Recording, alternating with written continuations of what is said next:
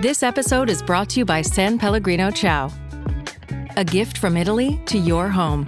San Pellegrino Ciao is a flavored sparkling water made with real fruit juice, finished with a pinch of Sicilian salt for a perfectly balanced taste. So which flavor will you choose? Peach, lime, blood orange, cherry, or maybe the all-new limoncello? Crafted in Italy with 0 grams of added sugar. San Pellegrino Ciao. Buy it now. I'm Jeremy Hobson. This is the follow-up from The Middle, bringing more of your voices into the conversation each week. And if you like this podcast, obviously, rate it, write a review, share it with a friend. Today, we are following up on our show asking what America's 250th birthday means to you. We got a lot of calls and emails, and we want to get to some of those now with our guest journalist, Ray Suarez, whose book, by the way, is called We Are Home, Becoming American in the 21st Century. Ray, great to have you back on. Thanks for joining us. Always good to be with you, Jeremy. Well, first of all, let me just ask you the question I asked everybody on the show, which is, what does this 250th anniversary of the signing of the Declaration of Independence mean to you? 1776 is a good marker, and the great thing about it is it gets us thinking and talking about what the country means, what it's done, what it means to people who are young now, who are old now. And I appreciate the fact that people are having really soul-searching conversations about whether we're still living up to our promise the way we felt we were in earlier times. You know, it's interesting because there were so many callers on the show that called in with negative thoughts. They were worried about our democracy. They were worried about how various people in this country are being treated right now. And yet I thought it's good that they're thinking about this, that if this anniversary makes people really take a deep look at the good and the bad in this country, that's probably a good thing. This has been a weird, chaotic, unusual time. Because of the way the country's being run. I live in Washington, D.C., where there are suddenly monuments going up and banners outside public buildings with the head of state on them, which is not something we do in America. And so it's been an odd time, and a time, hopefully, where we are willing to be honest with ourselves. I think the debate over birthright citizenship, which used to be a fringe idea, really, really fringy. And that you would get rid of it, you mean? That was the fringe idea. Right, the idea that you would get rid of it. It's been the law for 128 years. The idea that you would just toss it away and create all kinds of personal chaos by doing that, it's just fantastical. It's delusional. But there we were actually arguing about it. And that, I guess, in the long haul, is a good thing. I mean, it just makes me think that people are also arguing, I guess some people are also arguing about whether somebody went with a knife and cut the bottom of the reflecting pool, which also seems kind of ridiculous. A 350-foot gash, Jeremy, which is not easy to make. Right. And no cameras caught that, even though cameras catch everything now. No cameras caught that actually happening. The weird part is the reflecting pool is on my regular bike ride. Oh. And so it's been interesting to see how many more people are standing around the reflecting pool, looking at the reflecting pool, having their pictures taken with the reflecting pool, having their pictures taken with National Guardsmen, selfies with National Guardsmen and the reflecting pool. It's sort of a motif of the current age. All press is good press for the reflecting pool. I guess. So do you think, though, that this 250th anniversary is clouded by our current politics, as President Trump has made so much of it about him? Yes, I think that's an unfortunate thing. There are banners all over Washington aggrandizing that part of it. The Columbus Monument in front of Union Station was recently rehabbed, and it's all about the president. And that is, people aren't taking account of how unusual that is. When there is a thing we've accomplished together, presidents never say, I did that thing. What they do is they get up and say, we all did that thing, even if they think I did that thing, because there is sort of a set of ideas about how this stuff gets done. And we've abandoned those in our current politics. Our current politics are not treasuring those traditions. And I guess the next couple of years will decide whether that's the new permanent normal or whether it's something that we can just forget starting in 2029. So James Fallows, who was on our show, reminded us that the last major bicentennial, the last major celebration of the signing of the Declaration of Independence, which was the bicentennial in 1976, was also a tumultuous time. You're coming out of, the Vietnam War. There had been protests. Obviously, it was coming out of the 60s. How different do you think America today feels than... I wasn't alive in 1976. You were alive in 1976. But how different does it feel today than it did then? I think we were trying to be happy then. It was a terrible time. And in my part of the world, in New York City, the economy was in tough shape, which also made it feel even heavier. We were coming out of Watergate. We had just kicked a president out of office, and we were still stinging from a departure from Vietnam, which wasn't victory, wasn't quite defeat, but it wasn't really what we had gone in there to do. And we were also reeling from finding out that our leaders knew all along that we weren't going to win in Vietnam, that the best we could play for was a draw, and they were willing to sacrifice 58,000 American lives for that. I'm with James Fallows on this one. I don't think you can sugarcoat the kind of headspace we were in 1976 either. I watched Operation Sail come up New York Harbor. It was lovely. It was wonderful. Then I got on the subway, which was really something then, and went to work. And I'll remember that time always, well, as long as I have a memory. And I think it is a mistake to say, oh, well, back then we were a happier, more content people. We were not.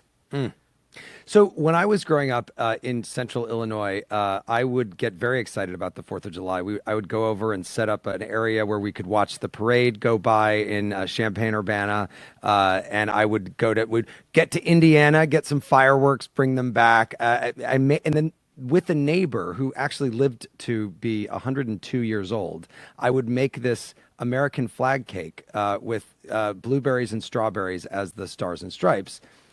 And I will still make that American flag cake this year. I make it every year. But it doesn't feel any different to me for the 250th anniversary of the Declaration of Independence than it does on a normal year. We heard from somebody who said they're still going to put their flag out for the 4th of July on the show. And then we got this email from Julie in Denver who said, we display our flag upside down, which is the international signal of distress. I was 20 in 1976, and the 200th celebration definitely felt different and more jubilant. You need to point out how many of the foreign attendees of the World Cup keep commenting on how nice, friendly, and outgoing Americans are. That's because we are. I just thought that was an interesting thing because the World Cup actually came up in the show as well too. That is something that is making people in the United States feel very good about the country. And she's right. Americans are open and friendly. And to people from other parts of the world, one of the things that symbolizes America is a smile with nice teeth, because our dental care tends to generally be better than other places in the world. Than the country where we got the independence from, certainly Britain. Right, for my sure, parents are for sure. Right. So the upside is that openness and the friendliness. The downside is the sometimes condescending assumption that behind that smile is simple-mindedness, and I think that's more than insulting. I think Americans are quite aware of what kind of shape they're in at any given time. And part of the way we stitch together a country where there's always newcomers and there's always people passing through is by being willing to shake a hand and say hello and ask how people are. Growing up in Brooklyn is a little different from growing up in Champaign. And I'll never forget one July when I got into for a speaking engagement in Wisconsin quite late, and the elevator opens, and there's two elderly ladies in there, and they look up at me and they say, "Oh, hello," and my Brooklyn me, tired and crazed, looks at them and says, "Do I know these people?" And then I said, oh, no, that's right. You're in Stevens Point, Wisconsin. Oh, hello. And they got out and I got in and life went on. And Americans are known as being not only friendly, but optimistic. And that's something the rest of the world envies. Absolutely. Let's listen here to one of the voicemails that came in. This is Colin from New Orleans, Louisiana. I'd just like to say that thinking about our July 4th and the 250th of America's birthday, we should not think about falling back on the idea of American exceptionalism as just a default truth, but rather treat it as an opportunity to rise to the occasion like we did during the Apollo era, where everybody in the United States was working towards a shared goal. And our current couple events of like the FIFA World Cup and the Olympics coming up is an opportunity for us to think about what binds us together rather than tears us apart, and use that as a sort of method to bring us together. And, you know, all of this doubt and everything is useful and what makes us American. You know, Ray, it makes me think of the fact that we have been living in an era recently where things are really about dividing us. And I wonder, do you think that in the post-Trump era in America, that there will be more of a unifying message, that's going to come back in vogue? It is my hope, but it's not my confidence. Whether we snap out of this age is really up to us. After a while, one of the chief instigators of it will be moving away from the stage. And then what happens after that is up to us. And in my best times, I hope very sincerely that we remember how to be with each other, how to talk to each other. And in my worst moments, I think, no, this is just what it's going to be like from here on out. And I hope that's not the case. We will be right back with more of journalist Ray Suarez on the follow-up. A reminder to follow us on Substack if you're not already. We are at listentothemiddle.substack.com. We'll be right back. Jimmy Conrad here, your favorite former U.S. men's national team player, and I have something to put on your radar. The core short from Viore. Because after getting my first pair, I was hooked. They work for everything that I like doing. Soccer, tennis, hoops, mountain biking, hiking, lifting weights, swimming, Pilates. It truly is one short, every sport. And I'm going to be honest, they're unbelievably comfortable, which is why I wear them doing everything else, like running errands, hanging with friends and family, or lounging around the house. They are designed to work for whatever your day throws at you. And that's because Viore is an investment in your happiness. For our listeners, they're offering 20% off your first purchase. So head to Viore.com/footy. That's VUORI.com/FOOTY. Exclusions apply. Visit the site for full details. So again, head over to Viore.com/footy and make it happen. Welcome back to the follow-up. I'm Jeremy Hobson. I'm joined by journalist Ray Suarez. Ray, before we get to another voicemail, let me ask you, what surprises you about our politics right now? As somebody who has seen so much and has seen so many presidents and so many Congresses, what surprises you right now? I think we are in an incredibly dangerous moment. And I say that I hate hyperbole. I never exaggerate. I'm an on-the-level kind of guy. And I think we're in a very dangerous moment because our politics are becoming detached from the real, tangible, measurable truth of the world. So an expert observer can look at something and say, this is where we're at. And then 6,500 people weigh in and say, no, it's not.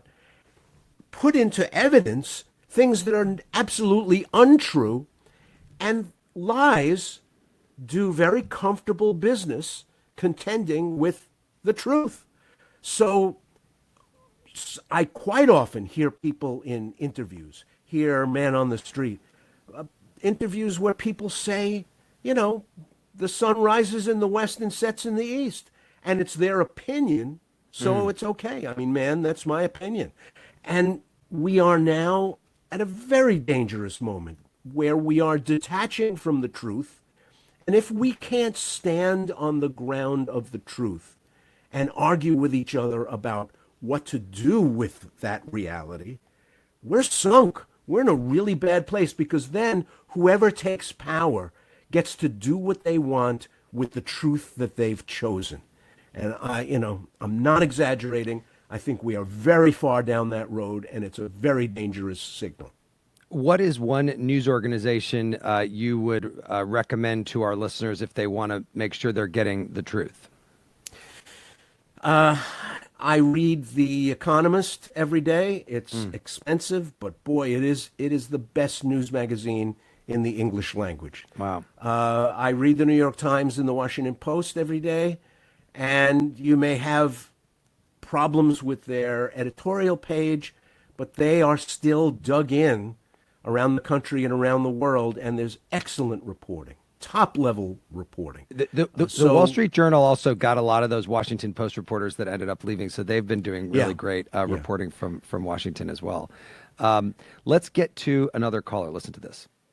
I just want to say that for the 250th, very proud of our country and all the things that we've gone through. To me, the 250th is just a reflection on these things that we've been through.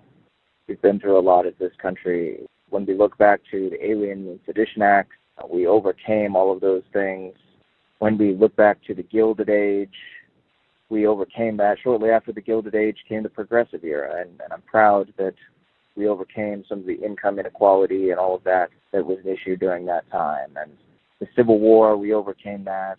World War II, we overcame that. It's just, there's a lot of positive things we can look back on and say that we're stronger now as a country. And it's important to keep those things in mind in the polarizing time that we're in, and to be civically engaged. I think all of that is important. I'm glad he noted all the things we've been through. He referred to that several times. We have been through a lot. Some of it in the living memory of the millions of us who will go into the polls in November. Some of it we only learn in history class or through movies, whether it's Saving Private Ryan or a movie about the Chicago 7. Look, this is a consequential country in the history of the world. It can never be anything other than that. But in the next couple of years, we're going to decide how much we want to matter to the rest of the world. Are we going to look inward, or are we going to look outward and contend, for instance, with a rising China, with an unpredictable Russia? And how much are we willing to do for other people in the world to earn our spurs again and again? You know, this is not a one and done thing. We don't do great things and then say, okay, world, that's it. We've done our great thing. Now we're going home. That number one nation on earth thing has to be earned again and again and again. And right now, I'm not sure we have the wit or the desire to do it. Interesting. Let me just read you another email that came in from Sarah in Minneapolis, who says, the country being 250 years old means very little, in my opinion. How is that grander than 249 or 251? We are a baby country in terms of history and still have a ways to go to prove our mettle. Don't get me wrong. I do love being American and the privileges it affords me. It does remind you, and I looked this up, you know, if you look up world's oldest democracy, the first thing that comes up is the United States is considered the world's oldest modern democracy, which is kind of surprising given that we're only 250 years old since the Declaration of Independence, and the Constitution even later than that. But what do you think about that? We're a baby country. We are a baby country as a polity. Yeah, she's right. As a people, we are a baby country. But as a political order, we're one of the oldest continuing stable political orders in the world because of our Constitution. And I hope people think that instead of being an inconvenience, the Constitution is it's a tremendous work that has allowed us to be flexible, to respond to changing times, to understand how the world and the country have changed, and at the same time, keep the political order. That we don't have a fifth republic like France or a third Reich like Germany. We are a relatively new political order compared to, I don't know, Switzerland. So, you know, yes, you can always say, so what, to any anniversary. But when you mark time, as we've discussed earlier, it gets you to thinking about what that time means. So it's not a bad thing. Do you think that we're going to have an Arc de Triomphe like France? Is that actually happening? I mean, you're in D.C. Have they started making that for Trump? Funny you should mention that. That site is on my ride as well, and I pass it quite frequently. It is too small for a 20-story building. People don't realize that the Arch is an enormous 20-story building. Yes, it's going to break the historic axis between Arlington National Cemetery and the Lincoln Memorial. That's important. That's architecturally and spiritually significant. But that spot, a traffic circle just outside Arlington Cemetery, is just too small for a 20-story building that the president imagines people are going to walk over and visit. It is one of the choke points in rush hour traffic in Washington, D.C. It's all about self-aggrandizement. It has nothing to do with the site or triumph or anything. It's the Arc de Triomphe. That's all it is. Okay. Ray, before you go, you get to make a prediction about anything. What is it? The Democrats are going to take 1, not 2 chambers of Congress, but that's going to be enough to start putting on the brakes for a runaway government. But that may bring a constitutional crisis, since we currently have a president who doesn't like being told no. And being told no is like really intrinsic to our structure, to the way our government works. But he's not going to take no. 2027 is going to be a very tough year, but we will get through this, folks. That's my prediction. All right. A good note to end on. Ray Suarez, journalist and author, thank you so much, as always, for being here, and happy 4th of July. Happy 4th, Jeremy. Thanks for having me. And thanks for listening to The Follow-Up. It was produced by Harrison Patino. Our next episode is coming this week. We're going to be asking what can be done to better address homelessness in America. I'm Jeremy Hobson. I'll talk to you soon.